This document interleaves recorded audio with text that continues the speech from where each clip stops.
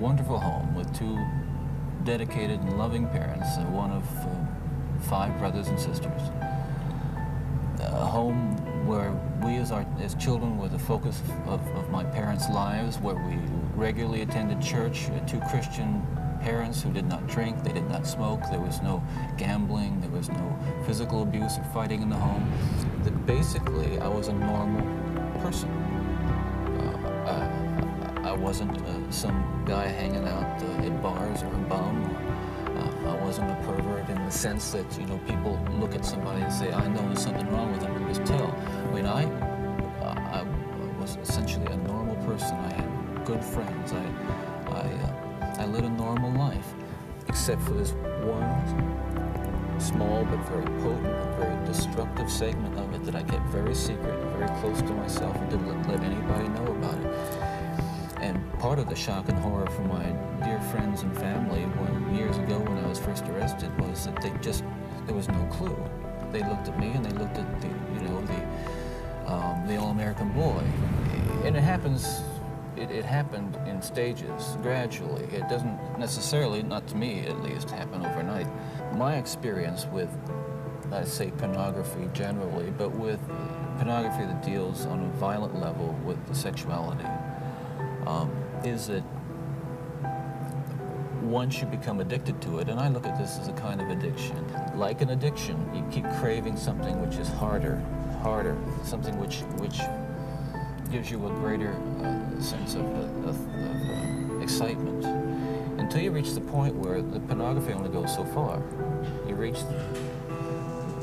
that jumping off point where you begin to wonder if maybe actually doing it will give you that which is beyond just reading about it or looking at it. Listen, I'm no social scientist, and I haven't done a survey. I mean, I don't pretend that I know what John Q. Citizen thinks about this. But I've lived in prison for a long time now. And I've met a lot of men who were motivated to commit violence just like me. And without exception, every one of them was deeply involved in pornography, without question, without exception, deeply influenced and consumed by an addiction to pornography. There's no question about it. The FBI's own study on serial homicide shows that the most common interest among serial killers is pornography. Those of us who have been so much influenced by violence in the media, in particular pornographic violence, are not some kinds of inherent monsters. We are your sons and we are your husbands.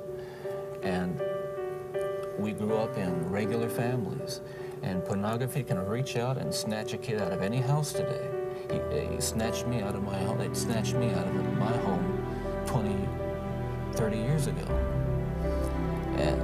And as diligent as my parents were,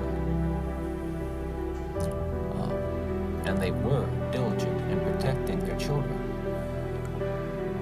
and as good a Christian home as we had, and we had a wonderful Christian home, there is no protection against the kinds of influences that are loose in the society that